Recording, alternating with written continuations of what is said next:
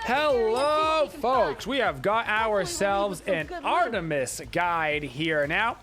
We are going to be starting with our Suppress the Insolent. This is your major cooldown ability on Artemis. And Artemis is our first real hunter in the duo lane. And we're going to actually do something a little bit unique on Artemis, which is our starter item is going to be Warrior's Blessing. We're going to get a standard bead here as the ADC, and we're gonna be moving ourselves into a Devo gloves with 2 health potions and 2 multi potions. The reason why I'm grabbing the Warrior's Blessing here is kind of 2-pronged. 1, Artemis doesn't win lane clear. She just doesn't. If you're winning lane clear, then you have some sort of massive support clear with you, like maybe a Cthulhu, and they've got bad duo lane clear. They will not have bad duo lane clear because they have an Izanami. So my goal is to basically stay alive and live. It'll help Artemis a lot. The rest of the build will be a little bit more standard hunter, but the Warrior's Blessing really helps Artemis live through the early game. So on Artemis, we're just starting right here. The purple buff, nothing special outside of that little Warrior's Blessing start. Our goal is to get ourselves into a Devo gloves. We may or may not go right into them. Sometimes you have to get boots first before Devo gloves. And sometimes you can afford to get Devo gloves before boots. That's just going to depend on how exactly the game goes. I don't believe we had a hog right there. We didn't. No hog from our support. So we're going to be really far behind in the lane clear, which is fine for us over here in the duo. So your 3 in Artemis is a really straightforward ability. It's literally just damage and a slow inside of your volley. No combination with any of your other abilities. One of the more straightforward abilities in Smite. Nice 2-second, 25% slow. And you just give yourself a little bit of lane clear. It's usually not quite big enough to hit the whole wave. So be careful. Sometimes you have to auto attack a wave a couple of times to like get it in range to actually hit. So you can see like right here, it's like, eh. So your goal with your 3, if you can't hit the whole wave, is to try to hit part of the wave and an enemy god, just get some poke on them. Particularly if you're running the Warrior's Blessing over on Artemis, which I do recommend. Make sure you're trying to proc it every 10 seconds or so. That is when you can get the next stack. A fully stacked Warrior's Blessing right now is really, really strong. In fact, we should talk about the new Warrior's Blessing. Warrior's Blessing baseline right now. It gives 75 HP. It gives 10 of each protections. Oh, look at that great Kali rotation. And it also gives you 25 health and mana restored when you hit a god. That is that 10-second timer. But on that 10-second timer is also a plus 20, a 25 true damage attack. So not only is it a 25 health and mana steal, it is also a 25 true damage. True damage in Smite means that the only thing that reduces its damage is percent mitigation. So physical magical protections will not reduce it, but percent mitigations would. Let's say I'm going against a Bacchus. Bacchus drinking and getting percent mitigations could reduce that damage, Spirit Robe, whatever, all that kind of stuff. On Artemis at level 2, you are usually going to rank up your second ability. Your second ability is your Steroid, Vengeful Assault. And that is going to increase your attack speed and movement speed. It is up to 80% at max level. This is going to be the ability we max second on Artemis. We're going to be maxing out our 3 first. On 1, you have Artemis's Root. This is a root ability that you put out onto the floor, and if somebody on the enemy team walks over it, they will be rooted for 2 seconds. You can have up to, I do believe, 3 traps out at the same time. If you put out a 4th trap, it will simply take away whichever is the oldest trap that you have out on the map. Speaking of traps, I'm gonna throw. Oh no! Oh god, that's a big rotation. Well, there was in fact an enemy missing middle. I'm actually just gonna go right into Devo gloves this game. We're getting pretty close to getting them online. Because I'm not going my boots, this means that I've got to be a little bit extra careful this game, but I will get my stacks going early. Your passive on Artemis is that your attacks deal 15% increased damage and an extra 30% increased damage to minions if they are afflicted by any sort of crowd control. So when they're inside your traps, when they're slowed, etc. So if you watch damage here, let's watch an auto attack, 55 damage. Oh boy, now it's doing 72 damage. You can see that it does extra damage because that minion was hit by my slow from my 3. And of course, that goes for gods, whether it's Tusky, whether it's your root, doesn't matter where the CC is coming from. It's actually a very nice passive. I will say, some people want to try and combine the item Rune Forged with Artemis. Because your passive makes you do more damage to CC targets, Runeforged makes you do more damage to CC targets. Seems like it kind of goes together. I don't recommend it unless you're running some sort of like tanky Artemis build, more so than we already are. I really would stick to the more traditional hunter items. It's just gonna be better as you transition into the late game. Artemis is a very, very late game hunter. Her early game is downright garbage, and that's okay because she's just trying to get to the mid-game team fights. Why do you want to get to the mid-game team fights? You're trying to get to the mid-game team fights because of your ultimate, good old boar, more commonly referred to just as Tusky. Tusky is a pet that will go around and do damage and stun targets in Tusky's radius. It will do a solid amount of damage. The stun duration increases as you rank it up, and the boar will last for 6 seconds. It'll just kind of stand around and be looking for another target to attack. Tusky has recently gotten a lot smarter. Tusky used to be a big fat dum-dum. He's gotten a lot smarter. So Tusky actually launches out very quickly now, and Tusky will prioritize the target inside the small cone of your ultimate. So when I cast the ulti, there's a big circle. If there's somebody in that priority cone, Tusky will go and attack them first no matter what, which is great. It really helps you make sure that you're hitting the right target on Tusky. Basically, beforehand, he used to stand there and not work half the time. This change to Tusky has helped Artemis in the meta quite a bit. You can see on my 3, I am mostly using it to poke Izanami. I'm never ever going to outclear her just by nature of our kits. So I'm not really worried about that aspect. I've basically given up the idea that I would win the clear. And I'm going to use my 3 just to be poking her over and over and over again. And if I can get her down to like half-ish HP, then I can full commit and go for the kill with my ultimate.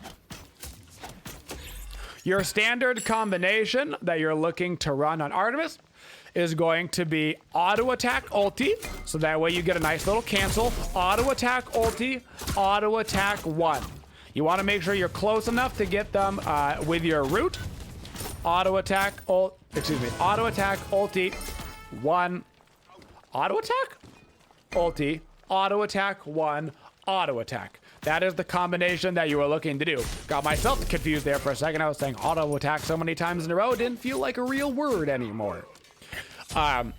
If you can have your 2 pop for all that, that's great.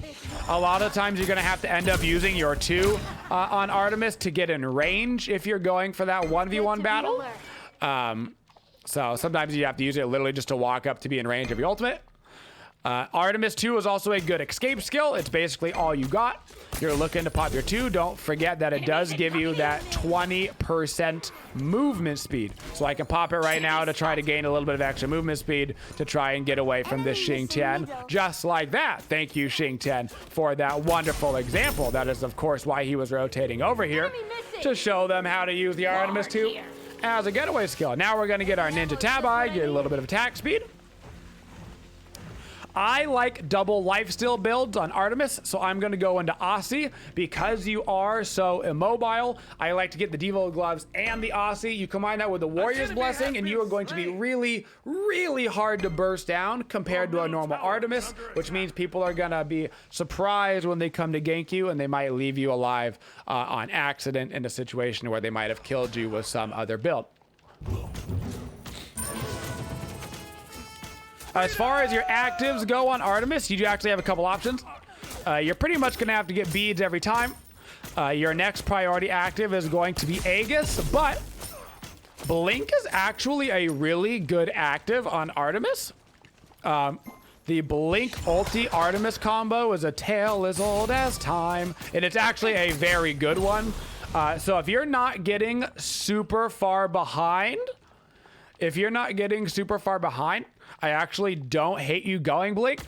In the late game, it is really strong. I'm going to go for the fight right here. I'm going to slow him with my 3. Unfortunately, look at how cute Tusky is. He had a really good Izanami dash. Tusky does not go off instantly.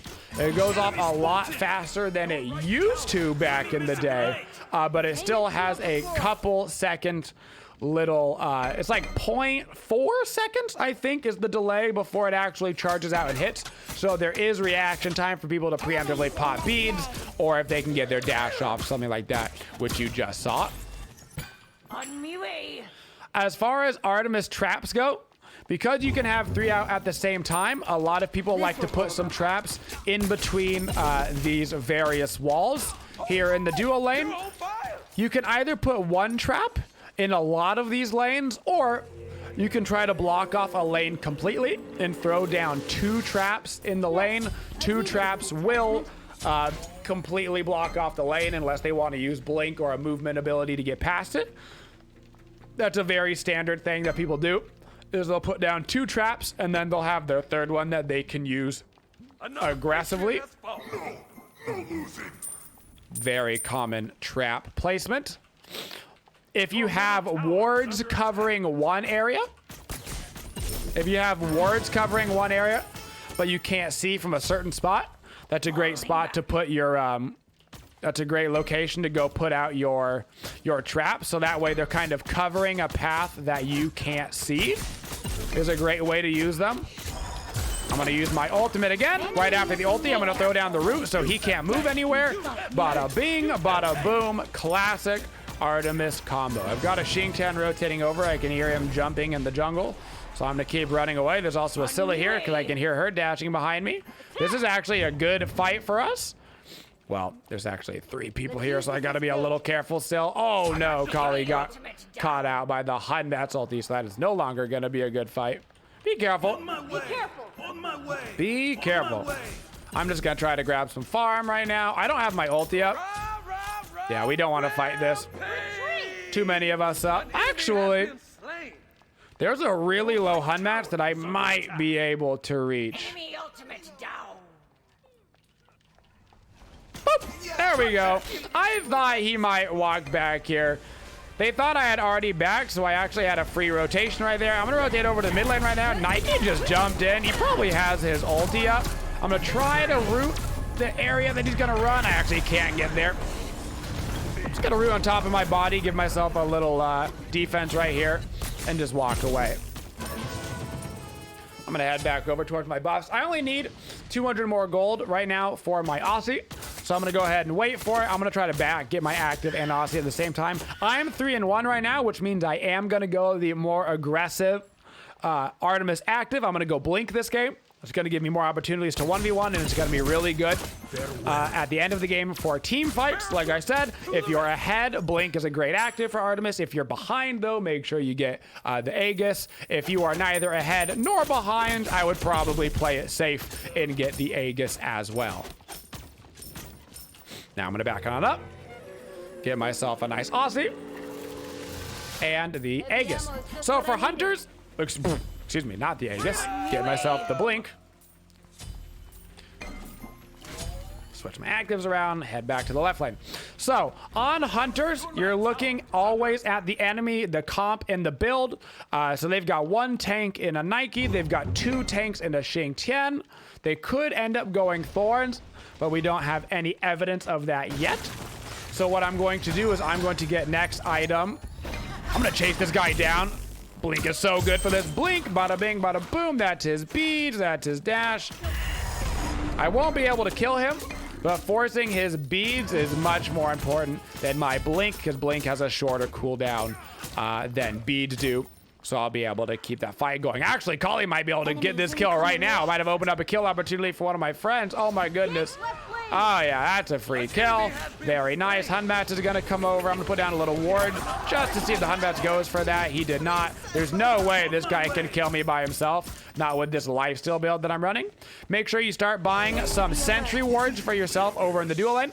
On Hunter, probably right around after the 10-minute marker is when you should be considering buying sentry wards for your dual lane. See if I can't get this guy rooted. I'm not going to be able to do for my Scylla. Pop, pop, pop. I'm going to save my 3 for when he starts jumping away, because it is a slow. That way I can get in range for my other autos to put this guy down. There we go.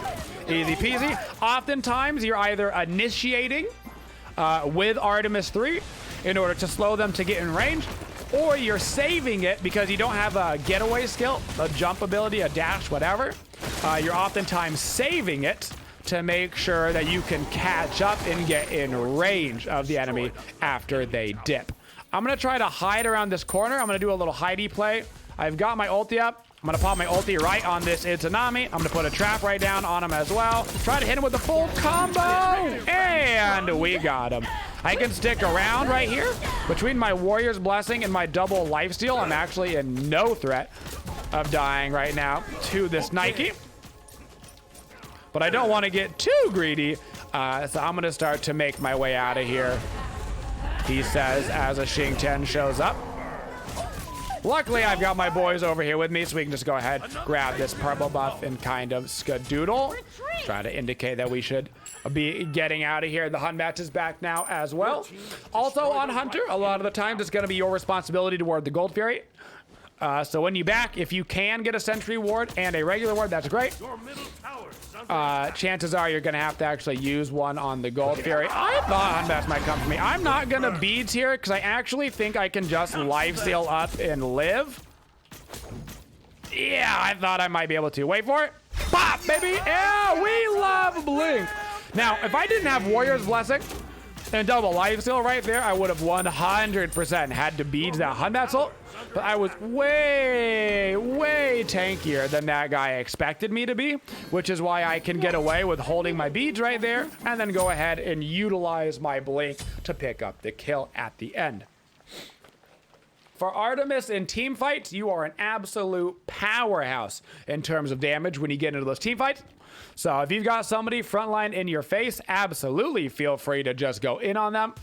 If you're playing the more aggressive blink style, you're looking to blink into the back line and immediately get yourself a kill, or even blink just enough into range. So Tusky will basically ping pong, kind of like Hunbatch 3 or Ring Toss around all the targets.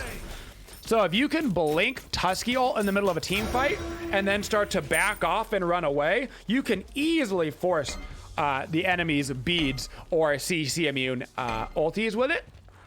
I'm going for jungle. Or better yet, if you've got 2 people that can initiate, if you've got like an Ares on your team, and you see Ares go in and blink ulti, and then you can follow up on his blink ulti with your blink ulti, then you can really go in and get those kills with no problem. I'm putting out a deep sentry ward right here so I can know when people are going to rotate to me. You should basically always be warding this location when you're up near tier 2s. I like to put a sentry ward there just to make sure that the enemy has absolutely no vision on this. I can see that there's 3-4 people over in mid lane plus a lot dead, so I can keep shoving this tier 2 with no problem. Only 2 people left alive are over in the mid lane. Make sure you pop your Artemis steroid to get that bonus attack speed. One thing we should talk about the builds on Artemis, I can actually go solo the Gold Fury, no problem.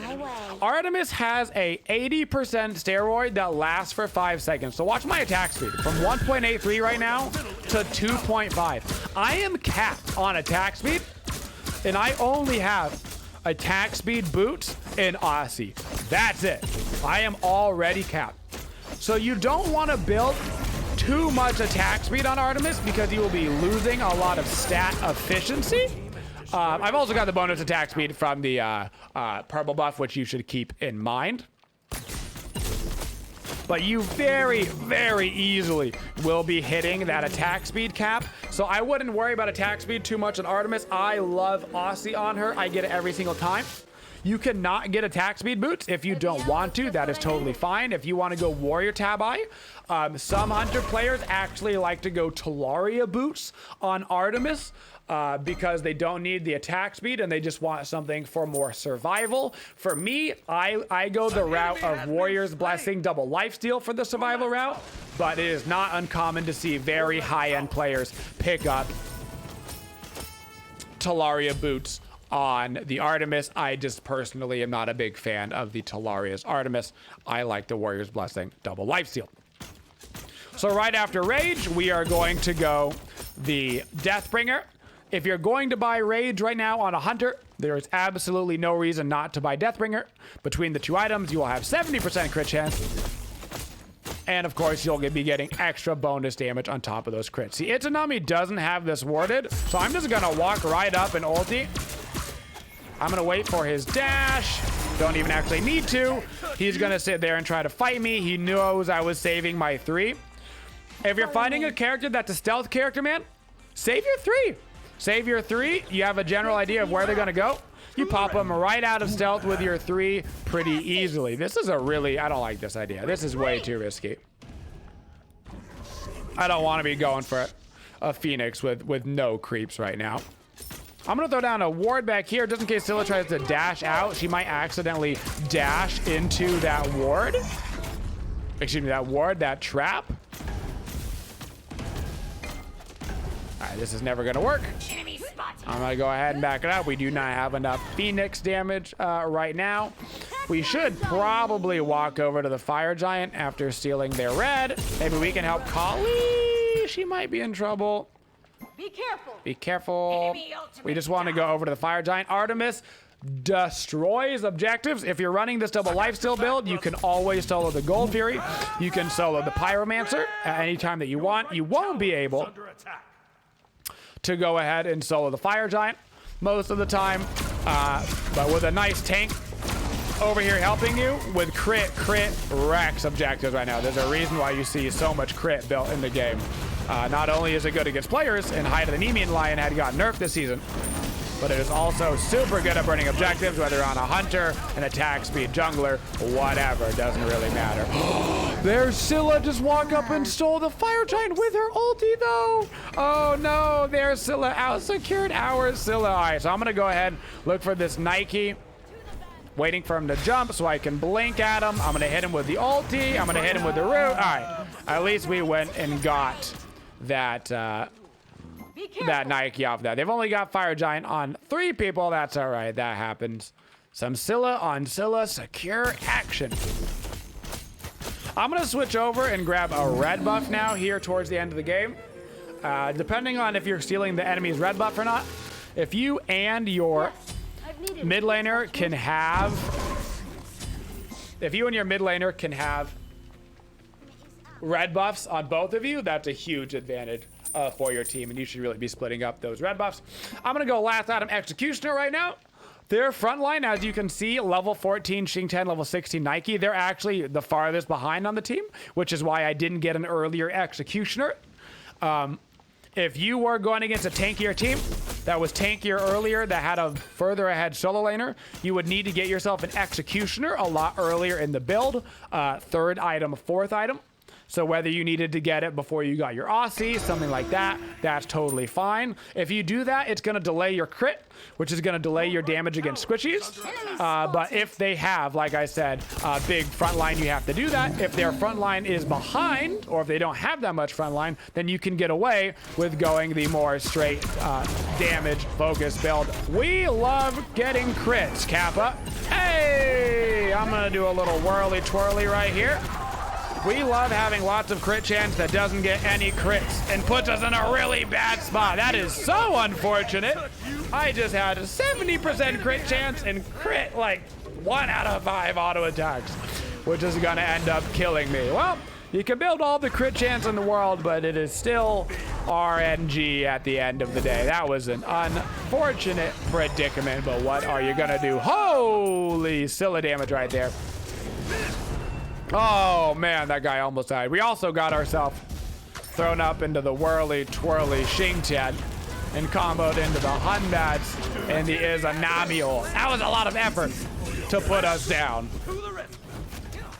Okay, we're gonna get this Phoenix for free. So right now here at the end of the game, I've basically got my build stacked. Got the execution, I've got everything done. If this game were to continue to go, I would probably sell my boots for a Wind Demon. A Wind Demon is going to give me increased movement speed, which on Artemis is great because that's all you have to utilize as a initiation and getaway. So I like the Wind Demon. If you're going to already have built the double crit, that means you're going to have basically 100% crit chance, which you can see I obviously need in order to land a crit. Except against minions, apparently.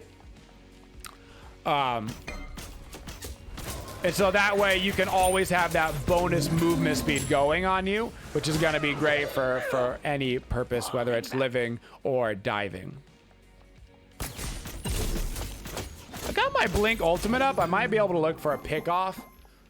I'm going to sit over here kind of by the red. I'm going to see if anybody goes to do this. I'm going to throw down a little ward right here. I think the Scylla is going to go for it. I'm going to wait for him to cast his abilities, and then I'm going to Blink ulti him.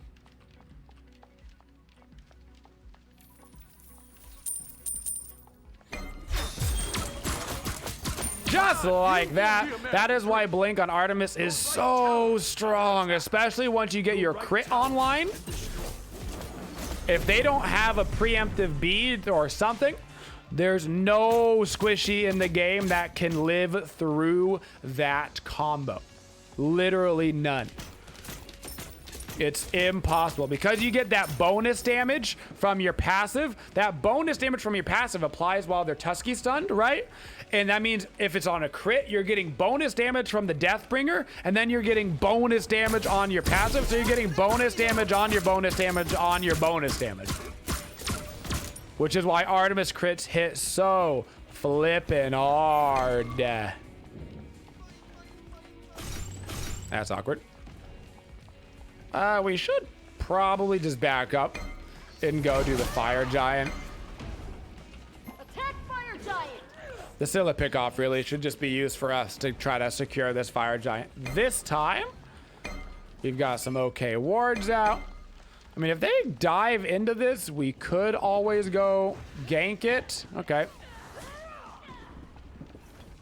They've got Onis going into the Titan room. I don't have my ulti up for 5. I'm gonna actually use this opportunity to split push really quick. Not gonna be able to get it though. My Blink's not up for a while. Hunbat, is he gonna try to gank me immediately from the left-hand side? I don't think so.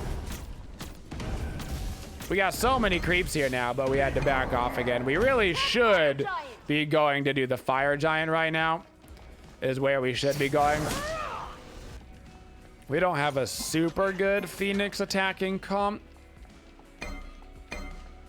but we do have a really good Fire Giant burning composition. Double auto attackers with me and Kali. Heck, I'll take it, dude. What do I care? I've got the double Lifesteal. I can take this for us.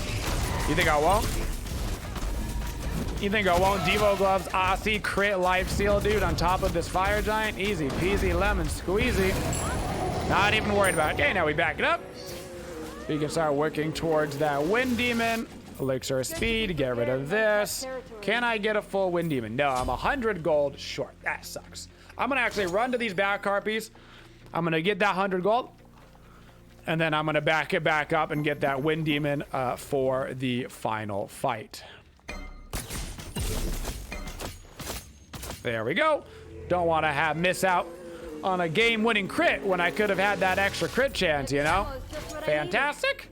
Heading back down the lane. Boys should be careful. We should shove up the mid and the left lanes. As far as build alternatives for Artemis, you really want to build crit on Artemis because of the way that it stacks with her passive. If you absolutely can't, you can go a, Executioner, kin size build if you're against high HP targets. If you're against a lot of tanks, you get those a little bit earlier. Your build could even be something like Devo Gloves, Boots, Executioner Kins, so that way you've got the anti-tanks right off the bat. Just depends. You have to make sure you're always changing your builds dependent on the enemy composition. Even down to the way that you start your builds can change sometimes, although I really do recommend the Warrior's Blessing to help Artemis get through the early game, which is the opportunity for you to get the most behind. Okay, just minimizing the chances that you get ultra behind in the early game. That's gonna be a burned Phoenix. That's gonna be a low Shingten. He's gonna have to ulti. He's gonna be dead. I'm not even gonna have to ulti. He's dead no matter what. We're a late game Artemis, baby. Ulting the Nike right now. Throwing down my root on top of him so he can't go anywhere. He has to use his ulti for the immunity. Look at that flippin' damage, dude. Every auto's a crit. Every auto giving me even more movement speed, even more attack speed. Bada bing, bada boom, folks. That's how you stay safe with Artemis in the early game. Transition into the late game powerhouse that is Artemis, that can get into the middle of a fight with Blink, ulti, you get the crits off, bada bing, bada boom. That's how you Artemis it right on up. Just like that. Artemis guide complete. Use that Tusky, baby. Use that Tusky. Use that Tusky. Look at that. 28,000 Artemis damage. Shout out to Scylla that also did 30K.